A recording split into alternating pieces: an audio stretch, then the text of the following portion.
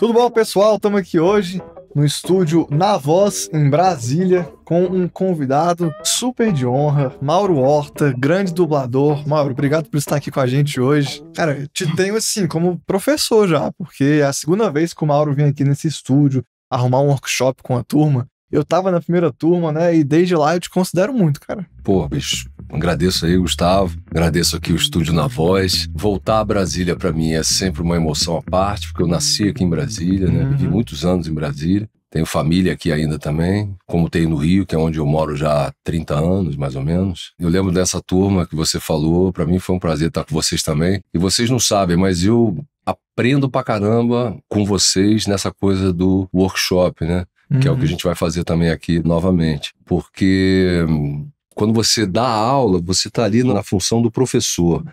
Mas, inevitavelmente, se você tiver uma sensibilidade um pouco mais apurada, você aprende muito mais com os alunos, os defeitos, os acertos, e você traz isso para a tua experiência mesmo, para lidar, até na tua área de trabalho, né?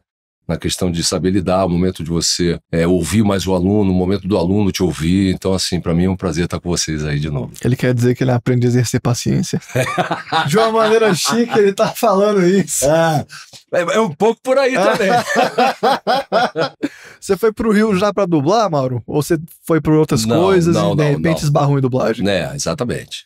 Fui pra fazer teatro, a princípio teatro. E fiz até bastante coisa de teatro, fiz alguns espetáculos, né? Fiz bastante coisa, trabalhei com gente muito bacana, trabalhei com Gabriel Vilela, que é um dos grandes diretores de teatro do Brasil, Sérgio Brito, que já faleceu também, que era um monstro, que me ensinou muito, assim, aprendi muito com aquele coroa, é uma enciclopédia do teatro brasileiro, eu tive a oportunidade de trabalhar com esse cara demais, então eu trabalhei com ele, com o Gabriel, com outros diretores que não tem essa projeção toda, mas fiz alguns espetáculos infantis, fiz o Saltimbancos do Chico Buarque. Caramba! E fiz vários espetáculos adultos e tal. E junto com o teatro, eu fazia também televisão, né? Já fiz participações, né? Nada que algum papel, alguma oportunidade que fosse me dada, de eu fazer um teste, um personagem grande e tal, isso eu não conseguia. Acho que depende muito de vários fatores, né? E eu não tive essa oportunidade, mas eu também trabalhei em televisão, fiz cinema, fiz A Casa da Mãe Joana 2. Casa da Mãe Joana, Carvana.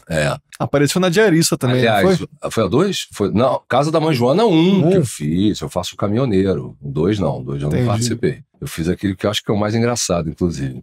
Diarista, muita coisa. Novela do Manuel Carlos. Teve um Didi também, não teve? Participações de uma Didi. Didi fiz 2 ou 3 lá naquele programa dele lá, a Turma do Didi. Tem muita coisa, porque eu comecei lá na Globo a fazer as participações em 1995. Quando eu fiz o cadastro lá, que existia antigamente, não sei como é que é hoje em dia. E dali a gente era chamado para fazer uns trabalhos pontuais, no meu caso, né? Sim. E a dublagem apareceu por acaso mesmo. Esbarrei com ela, exatamente como você falou. Através de uma nota de jornal, meu falecido pai, Deus o tenha, muito obrigado, papai, sempre agradeço a ele. Ele que falou, pô, vai lá, cara, procura isso aqui, ó, procura-se atores, não sei o quê, que tem um registro profissional, e queiram ingressar no mercado da dublagem. E eu nem sabia o que era dublar, assim, acompanhava, lógico, os desenhos, tudo dublado, né, sempre, mas não sabia como é que era o processo, a engrenagem da dublagem, né? Entendi. E fui lá com a experiência de ator de teatro que eu tinha, de televisão, né? E fiz jornalismo na UNB também, isso de alguma maneira me ajudou, não me formei. Iniciei, fiz 4 anos fiz 4 semestres. 4 semestres, 2 anos. 2 anos. E não me formei. Acabei indo para o Rio, até tentei continuar lá numa universidade, mas eu não conseguia a transferência na época. Não dava para fazer um novo vestibular, porque já não tinha mais sentido, né? Sim. Porque eu não tinha ido para lá para isso. E aí a dublagem foi isso. Apareceu, eu fui, era na antiga VTI, Versão Brasileira VTI. Nossa. Isso é antiga mesmo. É antigo pra caramba, até nem existe mais. E aí eles abriram lá uma coisa que nunca existiu e nunca tinha existido, e acho que não sei nem se vai existir, que é um curso dentro da própria empresa. Caramba, o Berbara, eles profissionalizavam. Não, só fizeram essa turma. Ah, tá. Entendeu? Que foi um curso que foi ministrado pelo falecido também Lauro Fabiano, Grande também. Grandíssimo. Lauro Fabiano, eu falei falecido e rio porque, pô, muita gente que já se foi, né? Infelizmente. Infelizmente. E falei do meu pai também. Ele ministrou esse curso e tal, e era uma turma enorme a princípio, aí a coisa foi, né, foi sendo filtrada. E sobramos dessa galera toda. Posso dizer o seguinte, acho que na época, eu lembro que era currículo de papel, deviam ter pelo menos, quando eu comecei a fazer o curso mesmo, de atores, acho que tiveram mais ou menos uns 200 que deixaram o currículo de papel. Abriram muito, depois ficaram com mais ou menos 50 ali, e 30 mesmo, efetivamente, porque antes da gente começar a fazer o curso com ele, o dono fazia várias coisas assim, de a gente apresentar como se fosse teatro, aí lá na empresa mesmo, a gente bolava uma coisa para ele ver o nível de atuação, até o inglês ele também tinha essa exigência, entendeu? Foi um negócio muito bem feito por ele, eu acho. E aí, desses 30, né, que ficaram para fazer o curso mesmo, propriamente dito, com o Lauro Fabiano, estão no mercado hoje em dia. Eu, Luiz Carlos Percy. Você foi com o Percy? Percy, Luiz Carlos Percy. Caramba! Meu companheiro, meu colega lá. Paulo Bernardo, Conheço, Nestor Chiesi e que é de São Paulo. O nome dele é Nestor Chiesi? Chiesi. Falava Cheeseman. Inventava Nestor Cheese, Nestor Cheese. Inventava um negócio. Mas é mesmo, parece um cheese mesmo. Eu acho que é Chiesi, ou é Chiesi, uma coisa assim. Mas cheese não, mas pode ser. Brincando pode ser. E o Nestor e a Rita Lopes. Só. Caramba, mas você... Só essa galera que ficou. Foi uma turma incrível, que hoje em dia tá aí bombando. Que loucura, vocês se conhecem de muito tempo. Muitos anos, 1997, quando eu entrei pra VTI mesmo de carteira assinada. Você era maior, já era adolescente, começou? Não, eu tinha 27 anos, pô. Opa, eu com 28 aqui, tô... Aí. Olha, coisa boa. Tranquilo, coisa boa de saber. Não tem idade, não tem idade. Tem voz pra tudo, né? Tem voz pra tudo, não tem idade, entendeu? Não é por aí o caminho. Assim.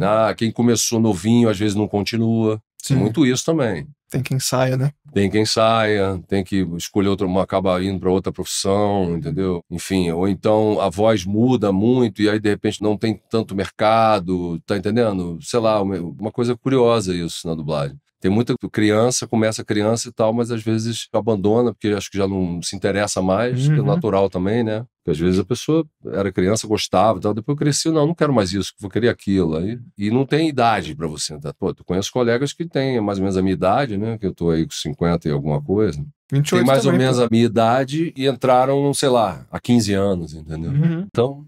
É legal, é isso, né? Bom saber disso. Eu acho que tem muito fã que fica pensando, pô, tô velho já, comecei a fazer agora depois dos 30. Pô, inclusive, Gustavo, te interrompendo rapidinho, só... À vontade. Inclusive, a demanda no mercado por vozes mais velhas, assim, vozes mais velhas, né, que eu digo, pessoas que sejam a voz já mais velha, a voz mais velha, atores mais velhos, digamos assim, de idade e tudo, existe uma demanda enorme. Então, assim, o cara que é um ator, por exemplo, que tá com seus 50 anos e tal, e se ele quiser, tá vendo o vídeo agora, ou tá com mais de 50, tá com seus 60 anos, e tá na ativa, e ele tiver interesse, o mercado vai absorver esse cara, claro. Ele tem que passar por todo o processo que é de aprendizado da dublagem, as técnicas, para ver se o cara tem talento para aquilo. Porque se ele já tiver a interpretação, já é um passo à frente.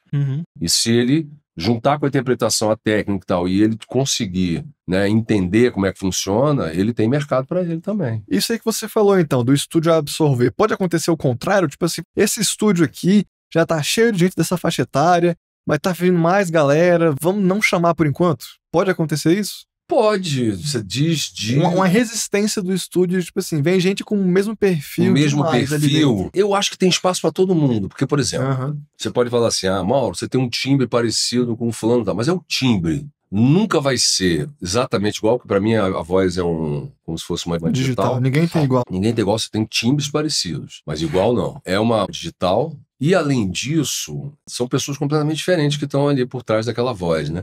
Eu digo isso de questão, assim, até de interpretação, principalmente para a gente não fugir tanto da coisa.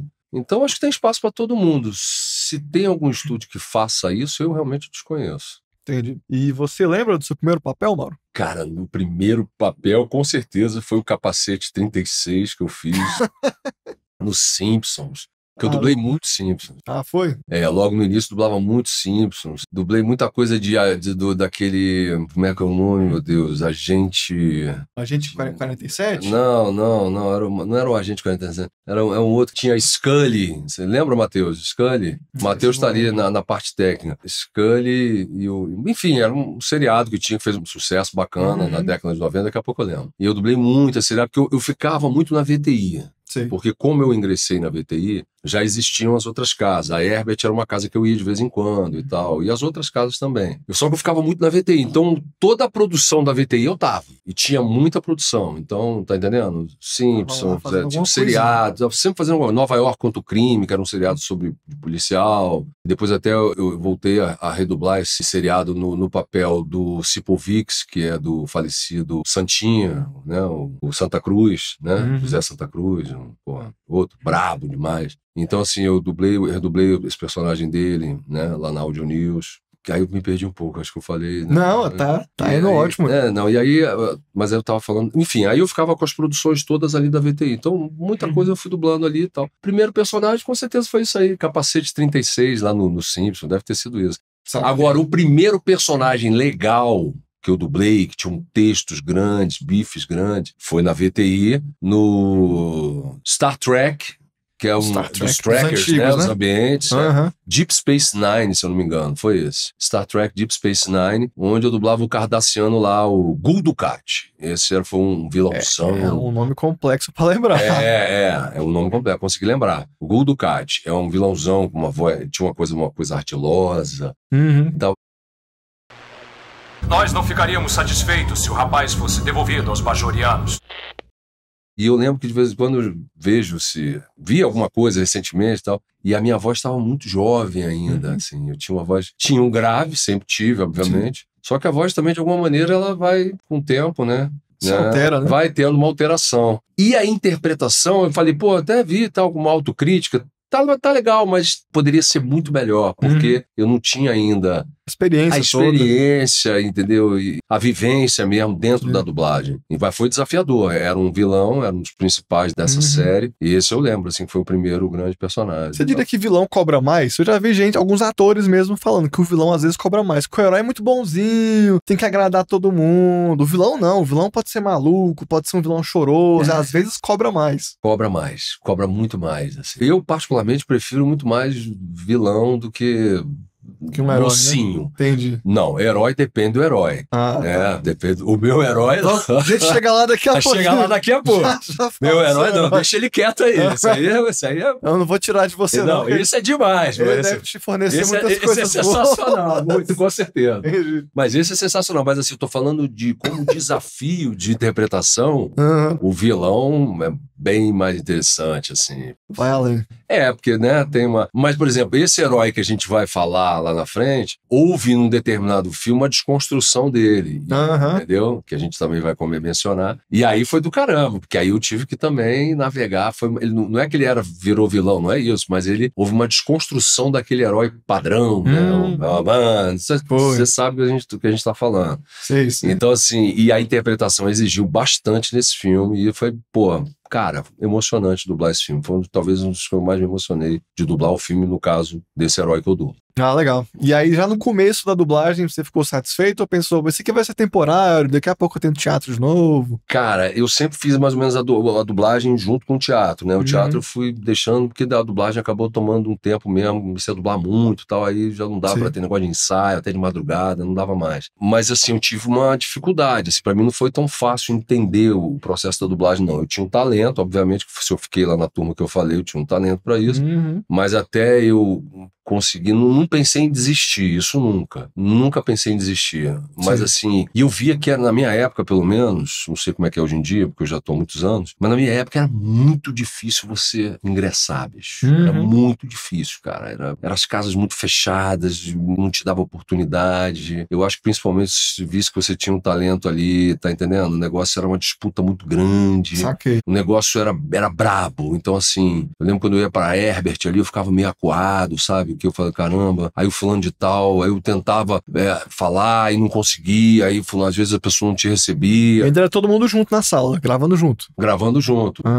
Não, isso eu tô falando, na Herbert também a gente gravava junto. Tô falando assim, existia um pátio na Herbert, o famoso pátio da Herbert Richards. Só ouço história desse pátio. Esse pátio era uma fofocada, cara, mas tudo aconteceu ali. E aí você ficava sentado nos bancos ali, aí chegava um cara mais conhecido, mais cascudão, né, e tu, caramba, tal, às vezes o cara falava com você, às vezes não, era um ambiente um pouco hostil, essa é a palavra que eu queria te falar. Então assim, eu peguei essa época, né, de colegas assim, vamos lá, né, de colegas que hoje em dia ainda estão no mercado comigo e tal, não sei o quê, que às vezes nem me cumprimentavam.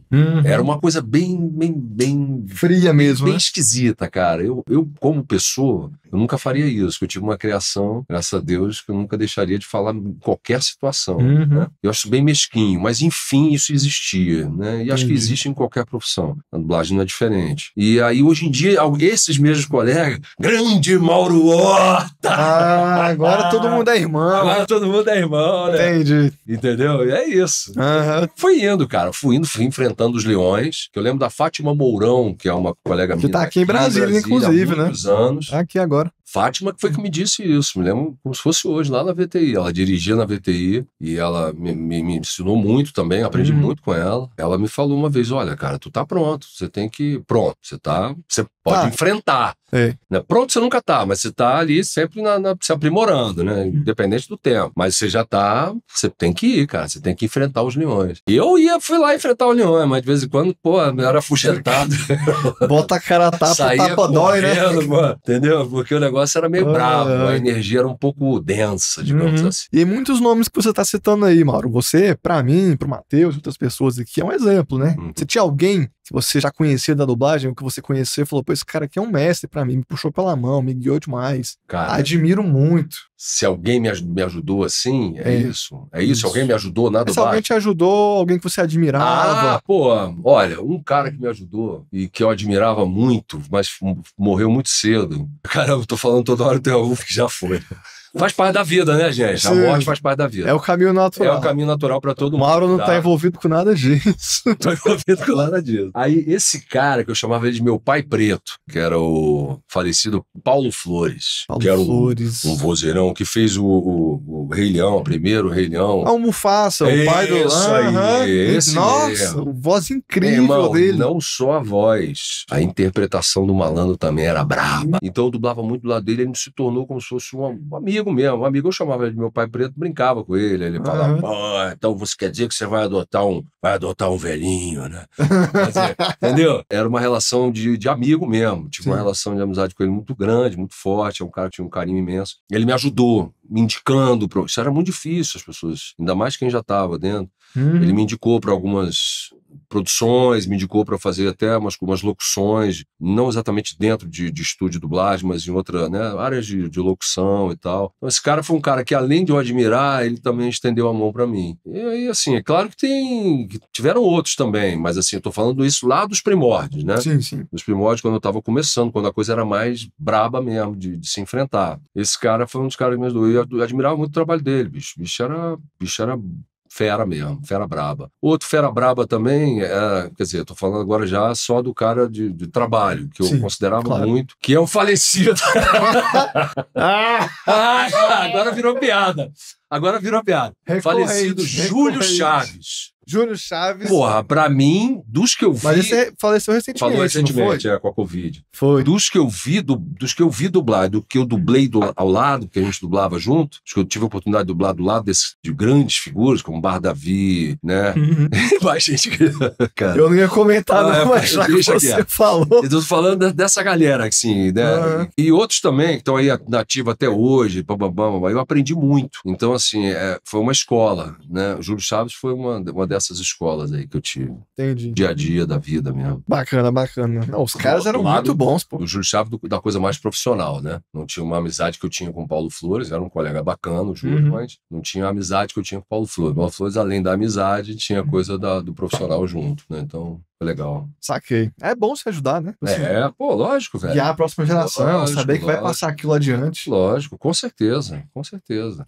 São 3 filhos, né, Mauro? São 3 filhos. Ninguém quer dublar ali, não? Não, pois é. Putz, nenhum. Tem tanto nenhum, filho de cara. dublador que Eu vai. levei, pois é, né? Tem muito, né? Famílias inteiras, né? Na dublagem. Eu levei os meus 2 filhos mais velhos, a Maria Luísa e o Antônio, já pro estúdio e tudo. Levei, acho que a Maria Luísa 2 vezes, o Antônio acho que 1 vez ou 2 vezes. Eles nunca se interessaram, é curioso. Caramba. Eles gostavam pra caramba de ver eu fazer o negócio, o trabalho em si, mas não se interessaram. Nunca me pediram. Entendi. Tipo assim, pô, eu quero começar, eu quero fazer a minha iniciação, como é que eu faço, tá. E o Bento é um caso à parte, que é o mais novinho. O Bento, meu filho, ele é autista, o Bento. Aham. E o Bento é um autista mais pro severo, assim, ele é um autista não verbal, ele falava, deixou de falar, Entendi. entendeu? Então, assim, é um menino maravilhoso, é meu xodó e tudo, mas ele, assim, ele não teria essa habilidade, não daria, até porque ele é não verbal, a gente não sabe até se um dia ele voltará a falar, enfim. É uma outra história. Não, mas é tranquilo, assim, em relação a isso, tranquilo. Existem as demandas, mas existe um carinho e um amor muito maior que vem dele. Que bom. Supera, inclusive, os neurotípicos, né, digamos assim. E o Bento já não caberia, né? Mas, de vez em quando, ele ouve a minha voz nos desenhos. Reconhece. Ele fica numa vibração diferente. Entendeu? É você curioso fica isso. feliz, você anima. A minha esposa também fala, pô, caramba, ele... Olha, ele tem uma vibração diferente, sabe como é que é? Então, e é isso. O jeito dele ficar orgulhoso. É o que legal. jeito dele, exatamente. Bom demais. E aí, nessa carreira, Mauro, muito personagem. Antes de eu entrar em algum específico, mais cedo você comentou comigo, né, de hoje em dia ainda fazer muito vozerio, muita ponta, isso pra mostrar pro pessoal que, assim, você pode crescer, assumir um protagonista gigantesco, mas papel menor sempre vai existir, né? A carreira vai ser sempre juntando um secundário, um principal, formando lá o teu leque. Sempre. Fazer protagonista, não posso afirmar pra ninguém se o cara vai chegar lá pra fazer, porque é uma demanda mesmo mais complexa. Mas você vai ter sempre oportunidade de fazer bons personagens, né? Que às vezes não são os protagonistas e tudo, mas bons personagens. E o mesmo cara que faz o protagonista vai fazer os personagens pequenininhos eternamente, porque senão você, inclusive, nem sobrevive, né? Do ponto de vista financeiro. Você tem que eternamente fazer. O Homem 3, você vai fazer eternamente. Uma pontinha ali, um negócio aqui, as dobras, né? Que a gente chama hoje em dia. Dobras, né? São os personagens pequenos. De repente você vai entrar, vai reagir. E tá tudo certo, meu irmão. Não tenho absolutamente nenhum problema com isso. Claro. Eu faço lá sou um camarada que faço muito protagonista, mas também vou lá e faço amarradão. É uma respirada, entendeu? Beleza. Aí. Só foi ir, por exemplo. Às vezes acontece. Você vai pra fazer 1 hora, você faz 2 falas, entendeu? E você recebe por 1 hora. Um suspiro e um susto. Um suspiro e um susto. É isso aí. Um suspiro e um susto. E você ganhou pela essa hora. Você não vai querer? Claro. Meu irmão. A gente ama não é? A gente ama a arte, mas a gente precisa sobreviver, né? A gente ainda tá precisando. É lógico, muito. Criar os filhos. Claro, não é? Você vai sempre navegar, né? Viver e tocar a tua carreira nessa. Porque se você entrar numa, não, eu faço só os protagonistas. Aí você tá, aí você, bicho, aí você já era. Grande demais. Aí você já era, entendeu? Queimado também, né? Você já era, esquece, não existe isso. Só maluco. Entendi. E o Thor veio no momento, assim, que você tinha noção do que seria aquilo? Não. Você pegou, foi mais um Bom, filme... agora vamos falar do meu herói, né? Meu herói favorito, que é o Thor. Você disse que é o personagem mais famoso, diria que é o Thor. É o mais famoso. Não tem como você ter a oportunidade de fazer um herói desse nível, que é o Thor, da Marvel, e disputar com qualquer outro. Você pode fazer qualquer outra coisa, cara. Nunca vai se igualar a um personagem desse nível. Desse tamanho. Não Tanto se iguala. Não se iguala. Não tem jeito. Não esquece. E não cansa? Coisa eterna. Chegou mais um aqui, Mauro. Não cansa, não? Não cansa nada. Pô, fico na expectativa. Era que nem os discos da Legião Urbana da minha época. Espera que tenha mais, né? Da Legião Urbana. Eu sempre ficava naquela esperando o disco da Legião Urbana sair. Eu morava aqui em Brasília e a cena rock sempre foi muito intensa. principalmente na minha época, né? Hoje em dia eu já não sei. Mas na minha época a cena rock foi muito intensa, então essas bandas Capital, Legião, Plebe, Paralamas, Raimundos, esses caras todos eu vi ali, bicho, iniciando. O primeiro show da Legião, lançando o LP, foi na Escola Parque 308 Sul ali, 307, 308, 307. Inclusive eu estudei na Escola Parque lá também. E eu tava lá assistindo pela fresta da porta, que não deu nem pra entrar de tanta gente que tinha. E foi showzaço.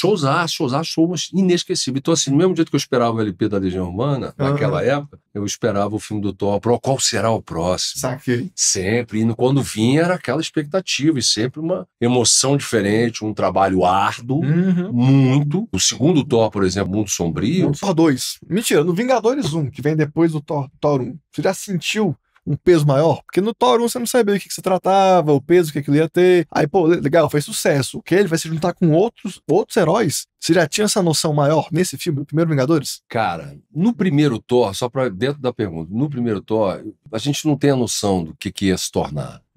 Aí a coisa foi vindo, aí veio o segundo, né? O Mundo Sombrio e tal. Que, aliás, o filme é bem sombrio, né? Saiba que se você me trair, eu te mato. Fazendo um trocadilho ridículo aí. Tem um filtro escuro aí. Exatamente. Horroroso. Aquele filme, cara, por incrível que pareça, foi um dos filmes que eu mais tive trabalho, assim, porque eu lembro que eu tive um trabalho, assim, porque foi muito árduo. Teve vezes que eu saí do estúdio 11h30 da noite, entendeu? Caramba. Passando praticamente quase que o dia todo dentro, almoçando e tal. Foi difícil e tal. E aí vem o Mundo Sombrio, né? Aí vem Primeiros Vingadores, né? Na verdade é Thor 1, Vingadores e Mundo Sombrio. Thor 1, Vingadores e Mundo Sombrio. O primeiro o Vingadores é o... De Nova York.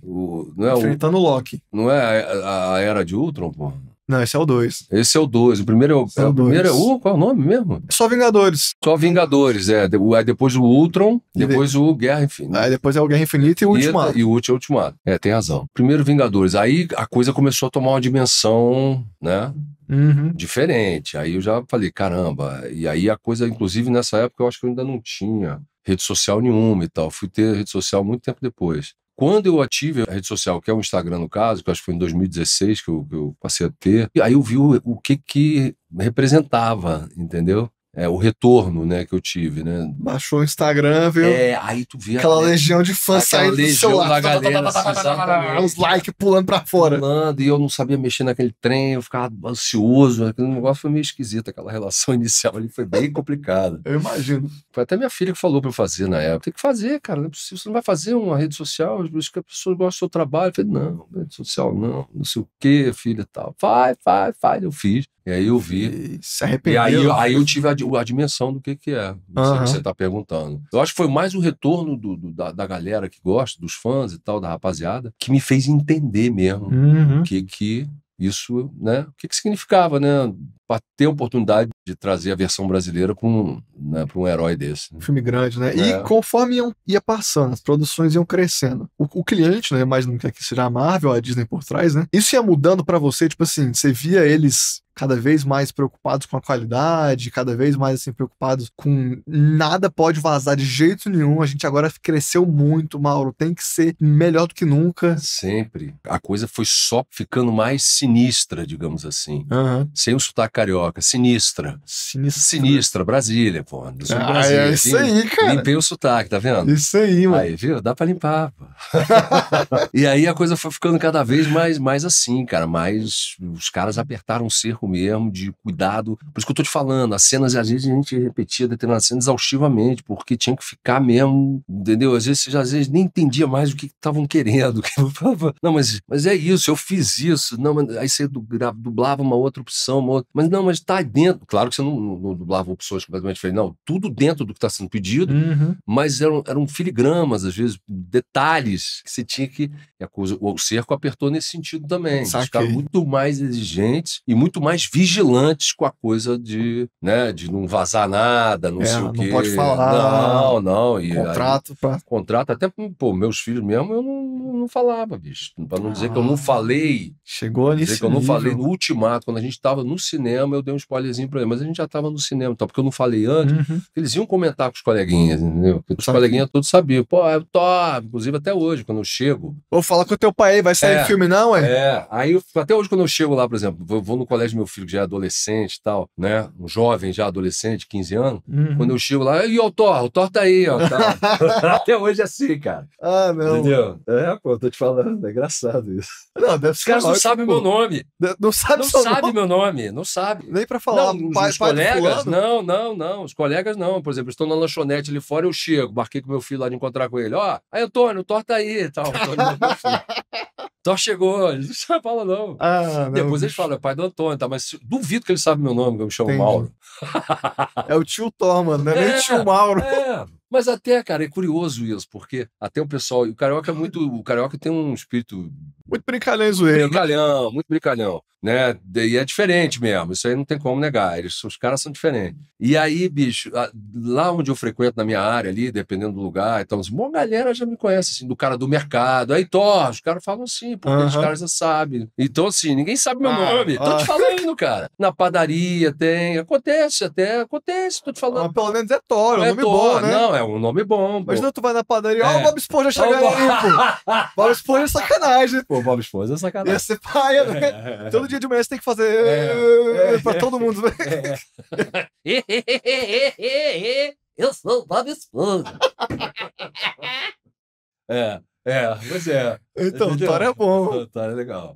Bom demais. E o Chris, você faz outros filmes dele também, né? Cara, eu dublo o Chris em todos os filmes, assim. Teve um que foi dublado em São Paulo, mas foi um desvio de rota aí, que eu até hoje também não sei, porque eu nem fiquei sabendo depois. Do Thor pra frente eu te vi em Mas todos. eu dublo tudo do Chris, inclusive um que foi dublado em São Paulo, que eu não tinha dublado, eu dublei de novo na Van Mark, eu redublei, entendeu? Então, assim, eu sou, vamos lá, né? O Chris é uma voz que é uma simbiose, né? Uma identificação muito grande, inclusive do público, né? Eu recebo. Claro que tem nego exagera, eu acho exagero, mas tem vários fãs que falam assim: caramba, é muito melhor a sua voz, não sei o quê, do que a do Chris mesmo, original. Eu acho assim, tudo bem, legal, o cara gosta do meu trabalho, ótimo, maravilha, mas, pô, eu acho que ele não quer dizer que é melhor, mas o fã quer dizer o seguinte: pô, o teu trabalho é bacana, pra caramba, fica muito bom, e a coisa da simbiose da voz. Combina muito.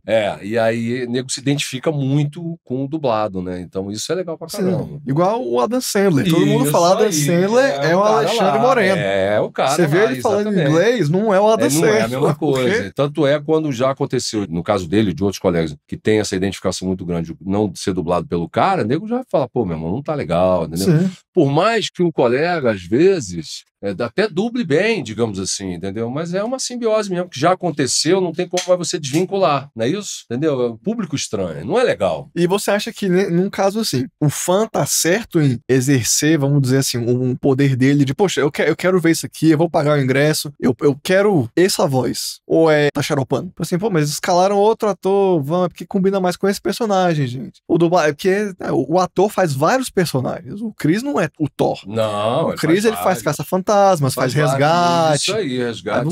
E é completamente diferente. Claro que a minha voz tá ali, a interpretação tá ali e tal, mas, bicho, a proposta e na interpretação mesmo é completamente diferente. Você assistiu os filmes do Thor, assistiu o Caça-Fantasma, tem nada a ver. Inclusive, o Caça-Fantasma, eu fiz ele com uma vozinha bem leve, me atrapalhar. Lá é todo encolhidinho, né? Ele é secretário. E tem gente que fala assim, pô, é você mesmo? Sou eu que tô lá. Fui para um outro caminho. Sim. Né?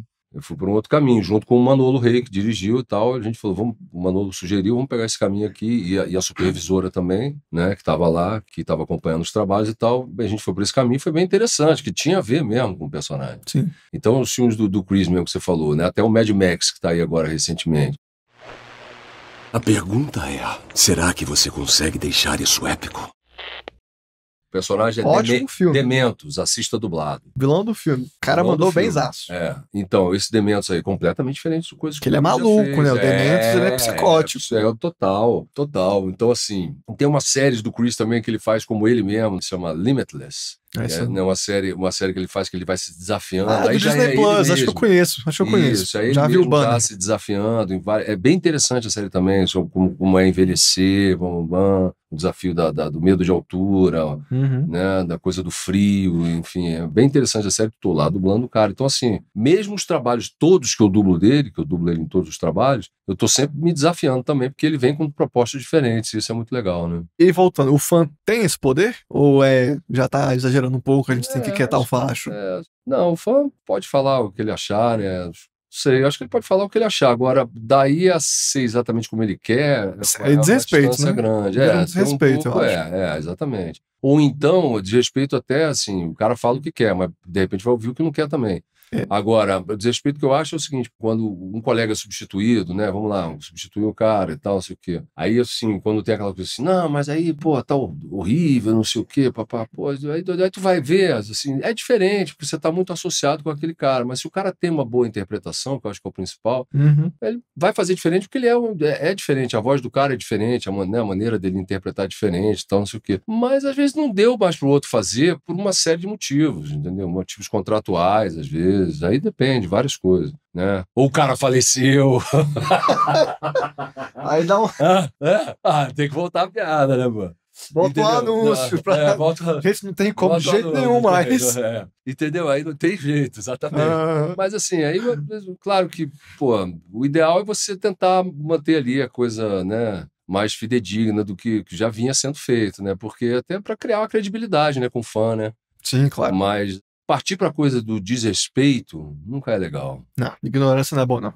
Que outros atores você gosta de dublar, Mauro? Porque assim, você recebe, você vê a primeira gravação e fala, esse é bom, esse eu acho da hora. Cara, esse aí eu sei fazer. Essa coisa eu sei fazer é complicado. Mas, pô, já dublei muito ator bom, velho. Muito ator bom. Até o Jean-Claude Van Damme, que não é bom ator, eu dublei, gostei de redublar, na verdade, né? Um filme dele. Tem muita coisa boa, tem muita gente boa. O próprio o que eu fiz, o Duke Cabum, quem dubla é o Keanu Reeves. Sim, do Toy Story 4. Toy Story 4. Eu dublei ele no Toy Story 4, mas é um cara que eu também gostaria de dublar em outros, se tiver outros, não sei nem quem é que dubla, mas tendo uma oportunidade, que eu já tenho ali um leque de opções de vozes, né? Então você vai dublando, você vai entrando ali para as opções, né, do diretor e tal. E é isso, tem muita gente boa, eu já dublei muita coisa boa, de atores ótimos, de personagens dificílimos. Tem uma série que chama Christian Dior, que é a história da moda, né? Quer dizer, eu dublo Christian Dior. É uma série que tá fazendo um sucesso danado aí, a galera tá assistindo bastante. Não, é uma série mesmo, que fala inclusive da época do nazismo e tal. Porque o nome da série eu não sei se vou lembrar, velho, mas assim, o personagem é o Christian Dior, que é um cara famosérrimo, né, no mundo da moda. Eu nem conhecia esse mundo da moda e tal. Uma dublagem é muito cultura também, você aprende, né? Você tá dublando ali, você tá vendo vários universos diferentes. E esse ator, porque eu não lembro, os atores eu tenho dificuldade de gravar o tal do nome. O Chris não, porque o Chris, bicho, não tem como esquecer. Mas esse ator, por exemplo, eu já dublei ele em vários outros filmes e tal. E o cara, ele faz um trabalho de excelência. E aí, assim, o resultado foi muito bacana, foi dirigido pela Bruna Lanes lá, né? E o resultado ela é filha do Manu? Filha do Manu, né? O resultado ficou tão bom que agora tem uma colega minha que antes ela só me chamava porque ela fazia a Angélica, lá do Rio, Angélica Borges. Ela dublava a Sif. Do primeiro Thor, né, e tal. E ela sempre me chama de Thor, eu chamo ela de... Aí brinca, né, Thor, aí eu falo sífilis, ou então eu falo sífilis. Sífilis. Aí a gente faz essa brincadeira, sempre foi uma brincadeira que a gente fez. E agora ela me chama de Christian. Mudou. É bom, né? É bom, a carreira seguiu. Tá vendo? É bom pra caramba. É bom pra caramba, bicho. Entendeu? É o que eu te falei, eu já tenho 27 anos de profissão, né? Então, assim, já fiz muita coisa mesmo. Então, agora, quando você faz, volto a dizer, um personagem desse nível, que é o Thor, o herói, eu acho que fica quase imbatível. Você, mesmo que você faça qualquer outra coisa, sempre vai ser muito marcante, né? Superar é difícil. Superar é difícil. Eu ouço muito sua voz lá em casa em novela e filme mexicano. Também faço muito. Eu tô lá passando pela casa, espanhol, eu falo, minha mãe tá assistindo mexicano. Tem como é que é? Esse eu vou lembrar. 3 Vidas. Não sei se é filme ou se é novela. Tem esse e tem um chamado Iago. Que eu acho que é o mesmo ator, se eu não me engano, que você faz. Sim. E eu fico olhando e pensando, será que espanhol é mais difícil ou é mais fácil? Porque a gente recebe muito do inglês, né? Mas em espanhol, um turco, um coreano, é mais difícil? Tem as suas dificuldades. Tem turco, coreano. Tem. Eu tive uma novela, uma experiência braba há pouco tempo, sei lá, uns 2 anos, que eu dublei uma novela. Eu já dublava muita coisa turca, já vinha dublando, muita coisa, até com certa facilidade para dublar o turco, mais do que, por exemplo, o coreano. O coreano é um negócio doido. né? Mesmo jeito que anime também, japonês, que é difícil, bicho. São as bocas diferentes, é uma maneira de interpretar diferente. Você tem que pegar aquilo, uma coisa mais... Aí você tenta trazer para a coisa brasileira, né? Sem ficar uma coisa mais, né, retilínea e tal. E eles exageram muito nas expressões, né? Alguém fala alguma coisa, o outro... Isso aí. Coisa que a gente e às vezes estende a sílaba também muito. O coreano tem muita extensão da sílaba e tal. E eu peguei essa novela turca, eu dublava o principal, o protagonista, que era um promotor lá e tal de Selim. E tinha que falar assim, ó, Selim. Eu não sei se minha mãe assiste essa. Cara, se ela assistir a novela turca. É um nome comum, não sei, eu já ouvi esse nome lá em casa. Rapaz, você não entende quem é esse cara? É o filho do Halil Saad. Esse Selim, cara, pô, meu irmão, esse personagem foi um personagem que eu peguei depois de muitos anos já de estrada. Tô te falando, deve ter sido uns 2 anos e tal, atrás. E aí eu peguei esse personagem, cara, eu vou te dizer uma coisa, de todo o tempo que eu tenho de profissão, foi o mais difícil. Mas não porque fosse turco, não, porque eu já tinha dublado várias outras coisas turcas e até com facilidade, e protagonistas ou não protagonistas, mas assim, com facilidade. Vilões e tal, papai. Esse cara, por que era tão difícil? Primeiro que ele falava tudo gritado. Então, gritado, textos enormes. Bifão gritado. Bifão e gritado, textos enormes, a tradução também não estava ajudando tanto, então a gente tinha que improvisar muito dentro de textos enormes, então a coisa assim, e as pausas eram muito loucas, porque o teu é uma coisa louca, gritada, aquele cara que chega na padaria, me dá um pau, tá entendendo? Tinha pequenos momentos. Nem sempre era raiva, gritado, não era sempre todas raiva, todas as emoções, era um cara completamente desequilibrado, assim, entendeu? Então, pô, envolvido lá com a situação e tal, de corrupção. E era um personagem difícil, falava muito rápido e muita cena de ação também. Cara, aí eu cheguei, quase que eu cheguei brincando até com o dono do estúdio. Eu falei que é um camarada que dubla muito também e tal. Eu falei assim, cara, pô, tu não quer me substituir, não? Eu falei pra ele, pô, eu tô quase infartando fazendo esse cara. Troca entre temporadas, pelo amor de Deus. Cara, bicho, não, eu cheguei e falei assim, eu tinha vezes que eu acordava, pegava o metrô, que eu ando no transporte público, né? Eu faço minha mobilidade lá de transporte, bicicleta, BRT e tal, basicamente isso, Uber também eventualmente e tal. Eu já ia com um taquicardia já, cara, já ia... Caramba, vou dublar aquele maluco hoje. Já tô te falando sério. A coisa era tensa, cara. Aí eu pedi até pra dividir os horários, pra não poder dublar, tipo assim, 8 horas por dia o cara, entendeu? Não, vamos dublar 4 aqui, amanhã a gente dubla mais 3, sabe como é que é o negócio? Compreensível. Eu sempre ia também, porque também tinha que organizar os outros horários. Então, assim, esse cara me trouxe uma dificuldade imensa. Mas eu conversando com esse meu colega, que eu fiz a brincadeira, não quer me substituir, não. E eu conversando com ele, que é um cara que dubla muito, bicho dubla pra caramba. Bom, fera. Peterson Adriano, o nome dele.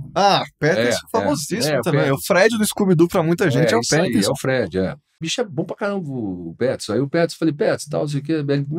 Mauro, tal, não sei o quê, papapá. Eu falei, já aconteceu contigo de tu pegar? Porque eu fiquei curioso, né, meu? Já aconteceu de tu pegar uma produção, e ficar assim, desse jeito? Ele falou assim, já aconteceu, eu peguei e eu não continuei. Que era uma produção indiana. E ele falou assim, cara, primeiro, aí ele falou, teve um problema da tradução também. Ele falou assim, cara, eu não vou ficar improvisando em cima do indiano, entendeu? Porque era de enlouquecer. E ele foi e parou de fazer o trabalho. Parou, ele falou, não quero mais fazer. Me substitui. É o que eu tô te falando, é a coisa da profissão, da coisa que a pessoa pensa que é só, não, pô, legal dublar, vai lá, faz... Não, meu irmão, é uma profissão que te exige muito, e principalmente a parte mental, né, vai exaurindo a parte física. O cansaço vem de outro jeito. Vem de outro jeito o cansaço, cara. Não é fácil, não. Não pensa você que é molezinha, não. Dublar, que você vai lá, não, o negócio é uma batalha louca. Um grande mito, né? Achar que é fácil. Um grande mito. Fazer voz na internet. Batalha louca, e você tem que ir para um lado, vai para outro, vai para um estúdio, vai sair da Tijuca, vai para Botafogo, ainda tem essa demanda de logística, que isso também te consome. Aí você chega lá, você tem que dublar, sei lá, 3 horas direto, personagem difícil pra caralho, tu sai dali, ainda vai fazer um desenho, não sei aonde. Sim. Aí, entendeu? Chega uma hora o corpo não aguenta porque a mente já também não tá mais funcionando. Tem uma hora que você tá tão cansado que você já não raciocina mais. Tem isso também, já aconteceu várias vezes comigo. Dublando muito, aí chega uma hora que o cérebro pensa uma coisa, mas sai outra coisa. Saquei. Você tá entendendo? É louco o negócio. E é assim, um trabalho cansativo. Não pensa que é brincadeira, não. Tem que ter muita raça, muita vocação e tem que ter talento, porque senão não vai. Vai fazer uma tangente aqui, daqui a pouco volta pra personagem. Uma tangente aqui, Mauro. Que cuidados que você diria que uma pessoa que quer dublar ou que já tá dublando tem que ter? Assim, especialmente com a voz. Você chega em casa, você toma um chá, faz exercício todo dia quando vai aquecer. Opa, gente, caiu a garrafa d'água aqui, tá? Não é nada não, tá tudo certo. Acorda, aquece voz todo dia de manhã ou no seu caso Não, mesmo só vai? Eu não sou referência pra isso, não. Entendi. Tem os cuidados assim, bebo muita água, entendeu? Mas não sou muito, digamos, educado nesse sentido, né? Uhum. Não sou muito... Deveria até ser, mas não sou. Saquei. Talvez tenham colegas que façam a coisa do aquecimento. Não, já acordo, tal, não sei o quê, café, papapá, vambora pro trabalho. Às vezes eu tô no metrô e faço um vocalizezinho interno, essas coisas assim básicas que eu aprendi no teatro. Sim. Ou então, dependendo, antes de entrar no estúdio, já fiz. Dependendo do grau de dificuldade que eu já sei que eu vou enfrentar, aí eu faço um vocalizezinho, mas é isso, praticamente isso. Mas geralmente a voz já tô vindo de outro trabalho, tá entendendo? Uhum. Agora, deveria ter mais cuidado? Deveria. Por exemplo, não beber água gelada. Eu gosto de água gelada. Ah, entendi. Então, assim, é isso, entendeu? Não beber nada muito gelado, mas tudo que eu gosto de beber geralmente é gelado. Saquei. Tá entendendo? Então, é isso. Tá bom, tá entendeu? bom. Corta, Matheus. Corta essa parte. Corta essa parte. Brincadeira. Não, brincadeira, pode deixar, pô. Voltando aqui, Mauro, o que você prefere? Peguei 2 extremos seu aqui. Peppa Pig, você faz quem? É o Senhor Touro. Senhor Touro? É. Tá, Peppa Pig. Senhor Touro. Pegar um personagem tipo o Senhor Touro ou o Senhor Bron do Game of Thrones que você fez. 2 extremos completos. Você prefere o quê? O cara que vai xingar toda hora? Caramba. Ou o bonequinho que vai falar manso? Aqui esse bonequinho dá trabalho, pô. Ah, é? Ele é gritado. Ei, Peppa, vamos construir uma estrada. É tudo assim, cara. Eu não vejo Peppa, eu não sabia.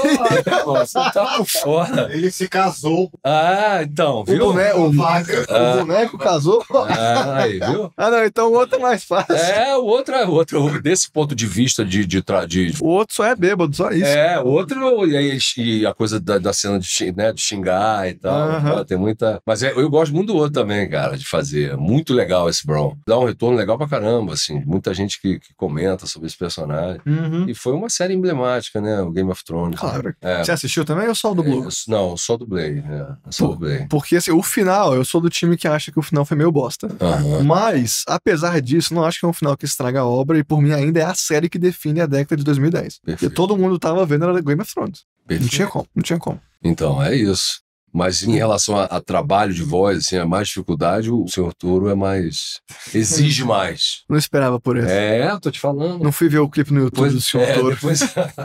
Depois você dá uma passadinha lá e tu vê como é que é. Tá certo. E um personagem assim, o Senhor Touro, que tem uma voz caricata, ou até o Vecna, no Stranger Things. Você não usa sua voz normal, né? Você entra em modo Vecna.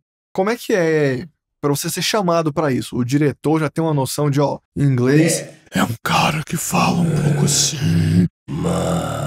Aí o diretor já pensar, quem consegue replicar isso aqui? Mas... vamos fazer teste com o Mauro. Isso aí, é por aí. E tem uma coisa, o seguinte, eu já dublei muito uns personagens, até teve uma série que eu fiz, que eu dublava um lobo, eu acho, o Percy dublava um outro lá, eram bichos mesmo, então esqueci o nome, não lembro de quase, é difícil lembrar, assim, de nomes, né? Sim. Mas a gente dublava, fazia uma dobradinha, eu e o Percy, ela pensou exatamente nós dois porque se aproximava daquilo que ela estava querendo. E aí, essa mesma diretora que acabou dirigindo Stranger Things, com a linguinha do Stranger Things, aí ele acabou dirigindo, ela acabou dirigindo essa série, ela já tem essa referência, entendeu? Aí falou assim, vou chamar o cara aqui e tal pra ele fazer aí o Vecna. Aí eu fui e fiz o Vecna. E também não conhecia a série, assim, porque é uma série mais jovem, né? Assim, sim. De uma maneira geral, sim, né? Que é um personagem que entra na quarta temporada. Na quarta temporada. Ele não é no começo, exatamente. Né? A série já tava popular ali. Mas, bicho, foi um personagem também que me trouxe muito, assim, retorno, sabe? Dos fãs, da rapaziada que vem falar comigo e tal. Pô, nego adora. Tanto é que hoje em dia, quando eu vou nos eventos, O Vecna tá sempre presente, assim, naquilo que eu vou fazer do evento, que eu sempre tenho umas ideias diferentes para não ficar tentando não cair na mesmice, né? Então, às vezes, umas coisas minhas, assim, que uma coisa mais teatral, e aí tem um cosplay do Vecna, sabe? Assim, eu gosto também de trazer essa galera do cosplay pra estar junto cosplay de comigo. Vecna tá dedicado, hein? Tem um cara aqui em Brasília, que ele participou do último evento que eu fiz agora no início do ano. Fiz questão falei com um menino que conhecia ele, e falei com ele, pô, chama aquele cara lá, porque ele fez comigo novamente, entendeu? Então, massa. assim, é mó barato, cara. Eu acho muito mais interessante. A galera quer conhecer, quer falar com a gente e tal, beleza, legal. Mas eu acho muito mais brincar com isso. Por quê? Porque pra mim, apesar dessa coisa das redes sociais e tal, e tudo mais, o que, fulaninho, tem não sei quantos seguidores, Beltraninho, esses negócio aí, pra mim, a dublagem pra mim continua sendo essencialmente a arte do anonimato. É isso. Que é bom, né? É isso. Pra mim, é isso. Claro, eu faço os eventos por quê? Porque a galera quer interagir. Eu gosto pra caramba de interagir, atendo a todo mundo. Não tem essa. Não, eu vou atender 200 pessoas. Não tem essa. Eu atendo todo mundo. Se tiver 4.000 pessoas, aí não, peraí, vamos organizar isso aí e tal. Não sei, entendeu? Aí, de uma maneira geral, eu tento atender a todo mundo. Claro. Fiz um evento em Belo Horizonte que tinha 4.500 pessoas. Obviamente que as 4.500 não foram falar comigo, porque as pessoas estão lá no evento. Mas pelo menos, bicho, sei lá quanta gente. Eu fiquei à tarde, quase meio da noite, assim, 7, 8 horas da noite, atendendo a galera. Então, assim, eu gosto, porque aí é que é a coisa do meu trabalho. É o retorno maior. Isso é o retorno maior do trabalho. Ver que valeu a pena, né? Ver que valeu a pena, entendeu? Então, apesar que eu tava falando mesmo, apesar do...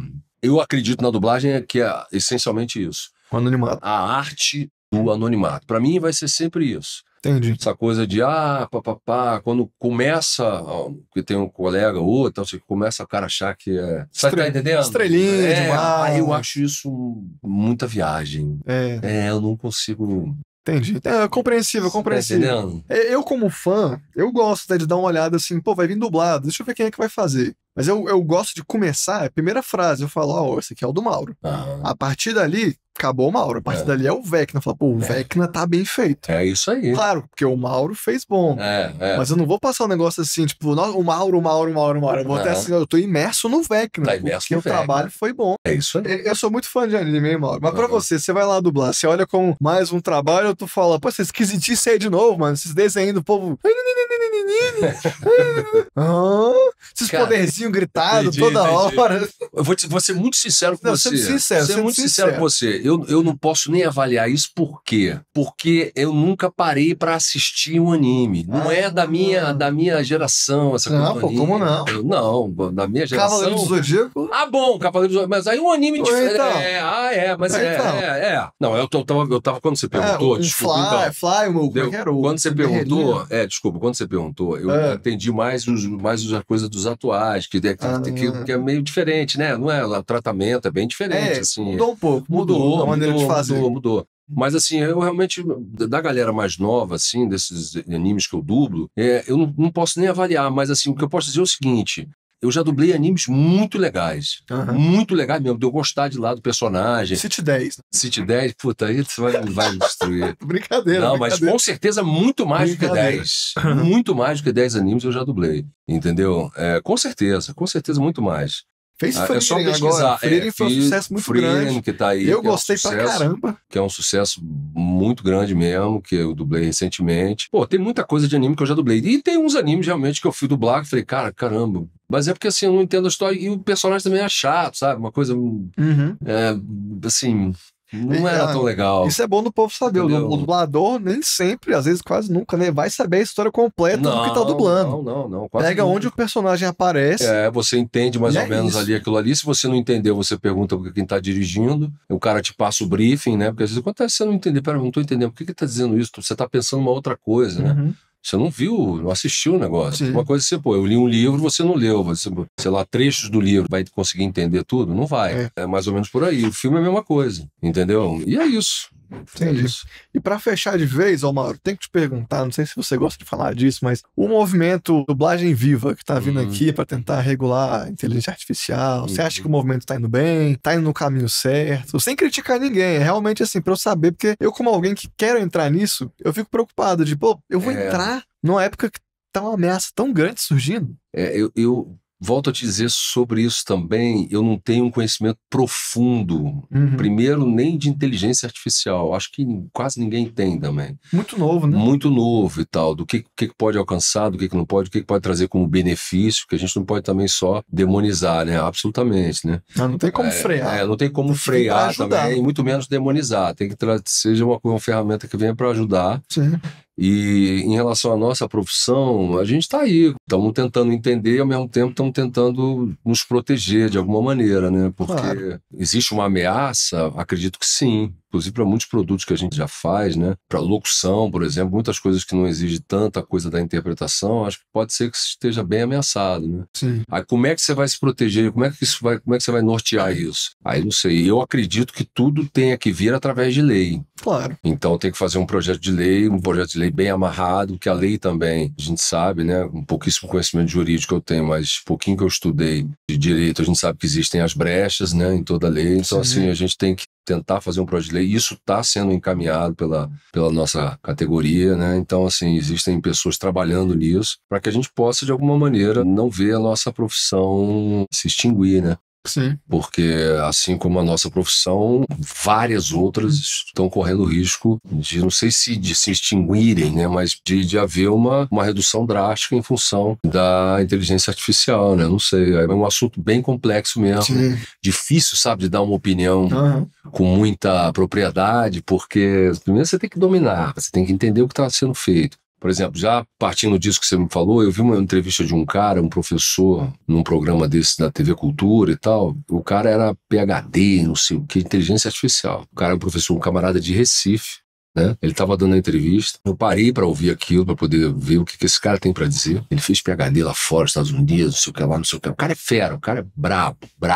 E ele falou que é o seguinte, o Brasil, aí são palavras dele, eu só estou traduzindo, só estou transcrevendo. São palavras dele. Ele falou assim: o Brasil é um país sobre inteligência artificial.